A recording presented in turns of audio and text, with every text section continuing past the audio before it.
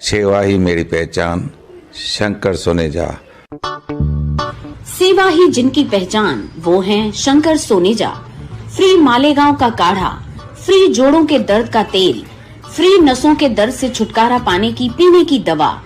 सेवा का लाभ उठाइए, सदैव आपकी सेवा के लिए हाजिर रहते हैं शंकर सोनेजा। थाना कोपरी कॉलोनी में सतगुरु गार्डन जे सामू रिश्तो.com जी नई ऑफिस खुली रही आहे। सिंधियुनि जो सिंधियुनि सां मंगणो पढ़णो, स्पेशली अॼुकल्ह जेके माइटनि जा ॾाढा हाल जाम बुरा आहिनि, पर रिश्तो.com असांजा विनोद बुराणी जी कोशिशि कंदा आहिनि भई सिंधियुनि जो सिंधियुनि सां मंगणो पढ़णो थिए। त कोपरी कॉलोनीअ में तंहिंखे कोई तव्हांजा मिट माइट या पंहिंजा बायोडेटा ॿारनि जा हुते ॾेई ईंदव त बेड़ा पार थींदा। रिश्तो.com लाइ ज़ोरदार तारीफ़ लाइ। नमस्कार, मैं राजेश दलवानी, आप देख रहे हैं उल्लास लाइन बुलेटिन। अंबरनाथ में इतनी डेवलपमेंट हुई है कि एक भी रोड वहां पर ऐसा नहीं बचा है जो सीमेंट कंक्रीट का ना हो। जमुना जी, आपने अंबरनाथ के विकास और उसके डेवलपमेंट की काफी सारी बातें कही, लेकिन उल्लासनगर में आपको लगता है ना विकास नहीं हुआ, तो उसके कारण क्या? देखिए राजनीति होती है। हमें कोई राजनीति करनी नहीं है। अगर भारतीय जनता पार्टी भी आए हमारे साथ जुड़ के शहर विकास का कार्य करने चाहे।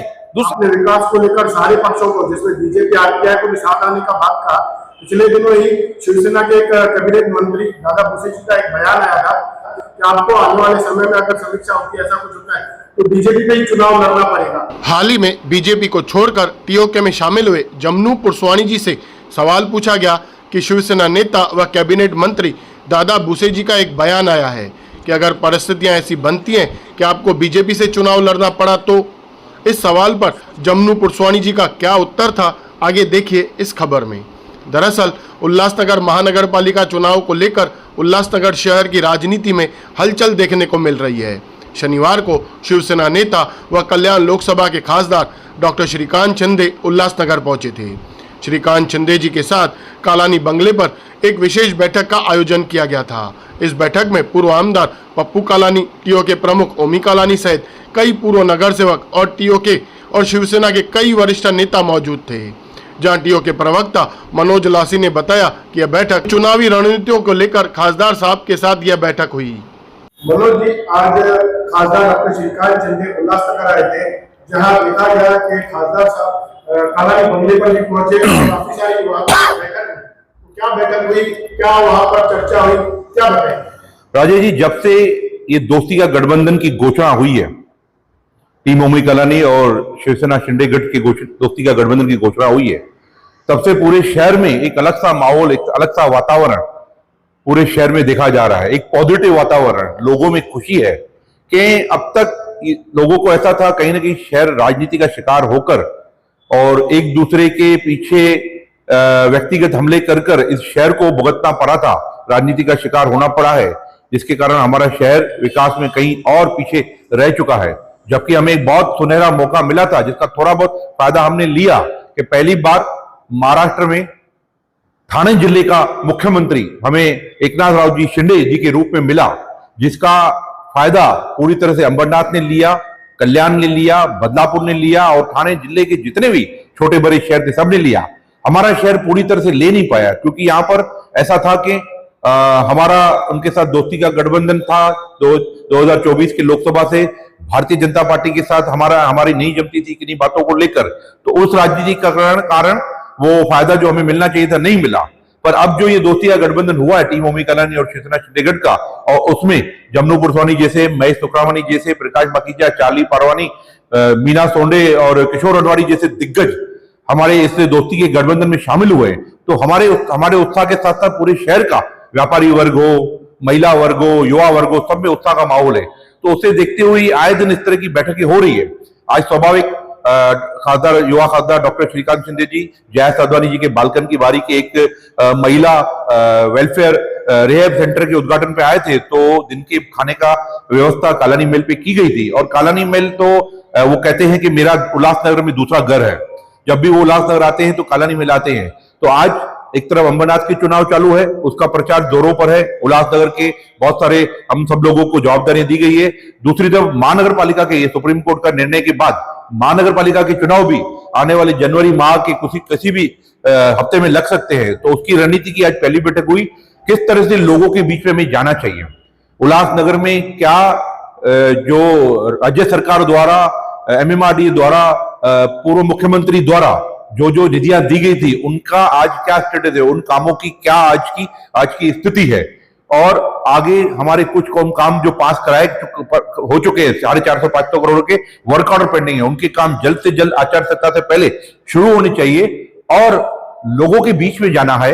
लोगों से आचार संहिता लगने से पहले हमें पूछना है कि ये काम हम कर चुके हैं और ये कर रहे हैं, और आपको क्या चाहिए, हमसे क्या उम्मीदें हैं, क्योंकि लोगों को बहुत गहरी उम्मीदें हमसे, लोगों को एक आस है कि ये शिवसेना शिंदेगढ़ और टीम ओमी कॉलोनी का जो दोस्ती का गठबंधन बना है, ये शहर को विकास और सुरक्षा की तरफ लेके जाएगा। आज उस विषय पर गहन चर्चा हुई और बहुत सारे निर्णय लिए गए। आने वाले अंबरनाथ की चुनाव जैसे खत्म हो गए, 3 तारीख को परिणाम आएंगे, उसके बाद उल्लासनगर की पूरी तरह से भागदौड़ टीम ओमी कॉलोनी और शिवसेना शिंदेगढ़ मिलकर हम सब करने वाले हैं। हाल ही में बीजेपी को छोड़कर टीओके में शामिल हुए जमनू पुरसवानी जी, जिन्हें टीओके की तरफ से चुनाव प्रमुख की कमान सौंपी गई है, जमनू जी ने बताया अंबरनाथ नगर परिषद के 2 दिसंबर को चुनाव है और वे और उनके साथी अंबरनाथ शहर में जाकर शिवसेना का चुनावी प्रचार कर रहे हैं। जमनू जी का कहना है कि अंबरनाथ का बहुत विकास हुआ, और जब उनसे पूछा गया कि आखिर क्या कारण है कि उल्लासनगर का विकास नहीं हुआ, इस पर उन्होंने आरोप करते हुए इसके कई कारण गिनाए।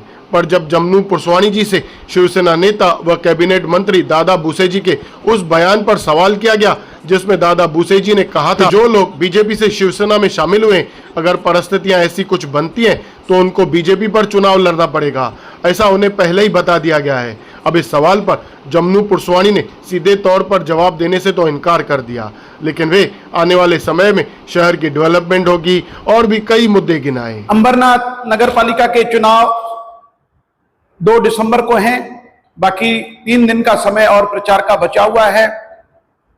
पिछले हफ्ते से लेकर के उल्लासनगर के कई टीओके के पदाधिकारियों को, शिवसेना के पदाधिकारियों को उल्लासनगर से जिम्मेदारी मिली है कि अंबरनाथ नगर पालिका में हम प्रचार करें, जिसमें मनोज लासी जी हैं और मुझे और भी हमारे कई कार्यकर्ता हैं, उन्हें जिम्मेदारियां अलग अलग मिली हुई हैं। हम प्रतिदिन अलग अलग वार्डों में जाकर के वहां पर शिवसेना का प्रचार कर रहे हैं और वहां का माहौल जो है पूरा का पूरा शिवसेना का माहौल है, जिसका मुख्य कारण है कि अंबरनाथ की डेवलपमेंट। अंबरनाथ में इतनी डेवलपमेंट हुई है कि एक भी रोड वहां पर ऐसा नहीं बचा है जो सीमेंट कंक्रीट का ना हो। कई सारे विकास के कार्य, विकास की गंगा हमारे उल्लासनगर के पास अंबरनाथ में बह रही है, जिसका श्रेय वहां के आमदार बालाजी किनीकर जी, हमारे प्रिय खासदार डॉक्टर श्रीकांत शिंदे जी और एकनाथ शिंदे जी और वहां के नगर सेवकों को जाता है, जिन्होंने हर एक गली के अंदर सीमेंट कंक्रीट का रोड बनाया है। अंबरनाथ का शिव मंदिर हो या पानी की समस्या का जो समाधान हो, आज देखेंगे अंबरनाथ का शिव मंदिर जब बनकर तैयार होगा तो पूरे देश विदेश से लोग अंबरनाथ में उस भगवान शिव के दर्शन के लिए आएंगे। इतना बड़ा कॉरिडोर शिव मंदिर का वहां बन रहा है और भी कई हैं। अंबरनाथ के अंदर मेडिकल कॉलेज आ रहा है, ये एक ऐसी सुविधा होगी जिसका पूरा फायदा उल्लासनगर को भी मिलेगा। तो हम लोग कई कार्यों को लेकर के, बहुत सारी बड़ी लिस्ट है जो काम वहां पर हुए हैं, उन्हें लेकर के अंबरनाथ में जा रहे हैं। हर वार्ड में हम प्रचार कर रहे हैं। अभी हम जाएंगे यहाँ से और वहां पर हमारी 4 सभाएं रखी गई हैं, नुक्कड़ सभा, छोटी छोटी सभा, 500 लोग, 1000 लोग, 800 लोग, 400 लोग, ऐसी नुक्कड़ सभाओं में, ऐसी चौक सभाओं में जाकर के हम प्रचार कर रहे हैं। और मुझे पूर्ण विश्वास है कि अंबरनाथ हम पूरी तरह से जीतेंगे। और आज हमारे खासदार जी जो आए, उनको भी हमने निवेदन किया कि जिस प्रकार इतना सारा विकास अंबरनाथ में हुआ है तो वो उल्लासनगर में भी होना चाहिए। और उन्होंने पूर्ण सहयोग दिया है कि हमारे खासदार जी, हमारे एकनाथ शिंदे जी और उनकी पूरी टीम उल्लासनगर के साथ है। आने वाले 3-4 वर्ष के अंदर उल्लासनगर का पूरा नक्शा बदला हुआ नजर आएगा। कई सारे विकास के कार्य यहाँ आएंगे और आप सबको देखने के लिए मिलेंगे। जमनू जी, आपने अंबरनाथ के विकास और उसके डेवलपमेंट की काफी सारी बातें कही, लेकिन उल्लासनगर में आपको लगता है ना विकास नहीं हुआ, तो उसके कारण क्या? देखिए, आप देखेंगे कि एकनाथ शिंदे जी जब मुख्यमंत्री बने तो बहुत सारी निधि आई है जिसके काम चालू हैं, अभी तक पूरे नहीं हुए हैं। लेकिन जितना विकास होना चाहिए उल्लासनगर में उतना नहीं हो सका है। उसके पीछे कई कारण हैं, जैसे अंबरनाथ में जो विधायक हैं बालाजी किनीकर जी, जब भी विकास की कोई निधि आती है तो तुरंत 2 महीने के अंदर उसका टेंडर प्रोसेस होकर के वो काम शुरू हो जाता है। लेकिन यहाँ उल्लासनगर में आप देखिए, कम से कम 40 करोड़ के काम 2023 से लेके आए हैं आमदार निधि से, हमारे आमदार कुमार एलानी जी लेके आए हैं, लेकिन आज तक उसका टेंडर होकर के वो कार्य भी शुरू नहीं हुए हैं और कम से कम 5-6 बार टेंडर हुए हैं और टेंडर रद्द हुए हैं। तो इसमें मैं कहूंगा कि हमारे आमदार कुमार एलानी जी की गलती नहीं है, यहां पर एक मजबूत सशक्त नेतृत्व नहीं है, जिसके वजह से ये सब हमें तकलीफें और इन तकलीफों का सामना करना पड़ रहा है। तो यह सब विकास के कार्य देख करके हम श्रीकांत शिंदे जी से बहुत अपेक्षा रखते हैं। आने वाले 2-3 वर्षों के अंदर वो हर चीज उल्लासनगर के अंदर होगी जिसकी हमें जरूरत है। पिछले दिनों श्रेय को लेकर, विकास के श्रेय को लेकर काफी सारी राजनीति हुई, इसे आप कैसे देखते हो, जिसमें शहर में जो या दूसरी भी चीजें, देखिए, श्रेय की राजनीति होती है। हमें कोई राजनीति करनी ही नहीं है। अगर भारतीय जनता पार्टी भी आए हमारे साथ जुड़ के शहर विकास का कार्य करने जाए, दूसरा कोई पक्ष भी आए, आरपीआई भी आए, अलग कांग्रेस आए, राष्ट्रवादी आए, कोई भी पक्ष आए, हम सबको साथ में लेके चलेंगे। हमारा लक्ष्य सिर्फ और सिर्फ विकास होगा, दिखावा नहीं होगा, बार बार उद्घाटन करना नहीं होगा। 3 वर्ष के अंदर इस शहर की कायाकल्प कैसे पलटी हो जाए, कैसे यहाँ के रोड बड़े हो जाएं, कैसे यहाँ के चौक डेवलपमेंट हो, कैसे यहाँ पर ऑन सोर्स पानी का आ जाए, हर समस्या का समाधान 3 वर्ष में कैसे हो, क्योंकि 3.5-4 वर्ष के बाद फिर खासदार का चुनाव है। खासदार जी शहरवासियों को कहेंगे कि मैं आपको 3.5 वर्ष के अंदर इस उल्लासनगर को बदल करके दिखाऊंगा। अगर मैंने नहीं बदल किया तो मैं फिर आपके सामने आने वाला हूं 2029 के चुनाव में, तब आप मेरे से प्रश्न पूछना कि आपने जो कहा था वो पूरा किया कि नहीं। जब मुझे आपको अमृत की जिम्मेदारी दी है चुनाव की, देखा गया कि पालेगांव परिसर में पूरे उल्लासनगर के सिंधी समाज के लोग वहां पे, उनसे आप किस तरह से रूबरू जाओगे? देखिए, हमें सिर्फ सिंधी समाज की जिम्मेदारी नहीं दी गई है। मनोज लासी जी और मुझे पूरे हिंदी भाषी क्षेत्र, जहां पर उत्तर भारतीय लोग रह रहे हैं, राजस्थान के लोग रह रहे हैं, गुजराती लोग रह रहे हैं, सिंधी लोग रह रहे हैं, जो हिंदी भाषा को समझ सकते हैं, वहां पर प्रचार की जिम्मेदारी हमें दी गई है। और बहुत सारे मराठी इलाकों में भी हम प्रचार कर रहे हैं। और हमें तो अंबरनाथ को देखकर कभी कभी ईर्ष्या होती है। एक छोटा सा अंबरनाथ जहां हम जाते थे मिट्टी होती थी, आज वो अंबरनाथ सज के तैयार हो गया है। और हम कहां, उल्लासनगर जो कभी उस जमाने में जब पूरे महाराष्ट्र के अंदर मिट्टी के रोड होते थे, उल्लासनगर में सीमेंट कंक्रीट के रोड होते थे, आज हमारे इधर मिट्टी के रोड बने हैं और पूरे महाराष्ट्र में सीमेंट कंक्रीट बन रहे हैं। आपने विकास को लेकर सारे पक्षों को, जिसमें बीजेपी आरपीआई को भी साथ आने का बात कहा। पिछले दिनों ही शिवसेना के एक कैबिनेट मंत्री दादा भुसे जी का एक बयान आया था कि जो लोग बीजेपी से बाहर आए थे या जो कुछ भी हुआ था उनके पक्ष में जुड़े थे, उनको पहले ही बोल दिया गया था कि आपको आने वाले समय में अगर समीक्षा होती है, ऐसा कुछ होता है तो बीजेपी पे ही चुनाव लड़ना पड़ेगा। तो इन चीजों को आप कैसे देखते हो कि आप बीजेपी छोड़कर शिवसेना में शामिल हो? मैं किसी को भी नहीं कहूंगा कि आप हमारे पक्ष में आइए या पक्ष छोड़िए। मेरा विषय यह है कि विकास के मुद्दे पर साथ में बैठिए। हमें राजनीति करनी है, चुनाव के 15 दिन राजनीति होती है, लेकिन उसके बाद विकास का मुद्दा जब आए, सभी पक्षों को, सभी नेताओं को साथ में बैठकर विकास की बातें सोचनी चाहिए। ऐसे नहीं कि मैं अलग उद्घाटन करके आऊं, दूसरा कोई अलग उद्घाटन करके आए, हम आपस में ही लड़ते रहे। ये उद्घाटन जो उस दिन हुआ, मैं तो बाहर था, मध्य प्रदेश में था, लेकिन अगर भारतीय जनता पार्टी वाले शिवसेना को फोन करते कि आपका 4:30 बजे उद्घाटन है, हम भी आपके साथ चल रहे हैं, तो बड़ी दिल दिखा करके स्वयं सभी शिवसेना के नेता उनको भी साथ में लेके चलते और सभी नारियल तोड़ते और पुल को खोलते। पुल खुलती है तो शहर का भला है, शहर के लोग आएंगे जाएंगे, कल्याण का रास्ता सरल पड़ेगा।